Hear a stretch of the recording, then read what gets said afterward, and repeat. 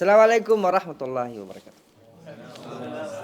Alhamdulillah wa kafa wa salatu wa salamu ala rasulillah wa ala alihi wa sahbihi wa man tamassaka bi sunnatihi ila yaumiddin. Ang khutbah ay ang pagluwalhati, pagdakila sa Allah, at ang highlight ay ang matakot tayo sa Allah. Ayun ang sabi ng imam. Tapos ay muli at sabi niya, ang topic niya ay umiikot lamang sa mapagpalang buwan ng Ramadan. At bago yung mapagpalang buwan ng Ramadan, tayo ngayon ay nasa Sha'ban. At nagbanggit siya ng ayat at hadith. At isa sa mga hadith na winika ng Allah, ang Allah ay hindi natutulog. At ang mga gawain ng angkan ni Adan ay inaangat sa gabi. Ang gawain sa gabi bago ang gawain sa maghapon. Kaya ang bawat gawain natin ay inaakyat sa mga sandaling ito, sa buwan na ito. Kaya bago sumapit ang buwan ng Ramadan, ang tulad ng mapulot nating aral ay pinapahalagahan nila ang mapagpalang buwan na itong Sha'ban. Dahil sa mga dalil na naiulat sa ating pananampalataya.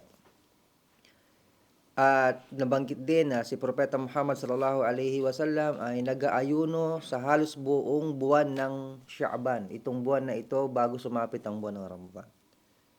At ilan din mapulot nating aral na ito ang panahon ng pagbubuklat ng Quran.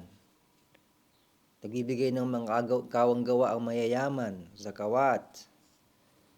At bilang pagsalubong sa buwan ng Ramadan. Ito ay ilang sila mga wisdom na dapat nating mapulot ng aral na karaniwan sa nabanggit ng hadis ng Propeta sallallahu alaihi wasallam na ang buwan na ito ay nababaliwala. Maaaring sa paggawa ng kasalanan at sa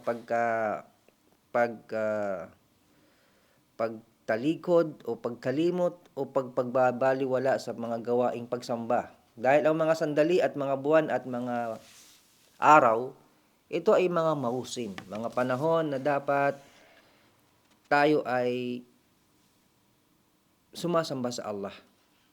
Ito ang sinasabing pagbabalik loob ng isang nanampalataya sa bawat araw at sa bawat sandali. Dahil sa ating pananampalataya, ito ay pinapahalagahan, hindi lang sa buwan ng Ramadan.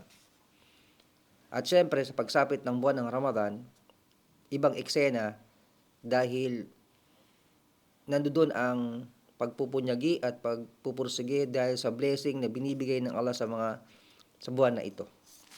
Ayun, doon lang umiikot ang khutbah at